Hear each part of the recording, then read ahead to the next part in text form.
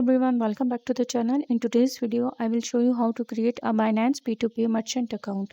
First, go to the Binance website and log into your account. Move over to the trade menu and click on P2P. After that, you will be taken to the Binance P2P page where you will find the requirements for becoming a P2P merchant. Take some time to carefully read through the merchant application criteria. If you meet all the requirements and believe you are eligible, simply click the Apply Now button at the bottom of the page. Once you submit your application, Binance support team will review it. After the review is complete, they will notify you whether your application has been approved or rejected.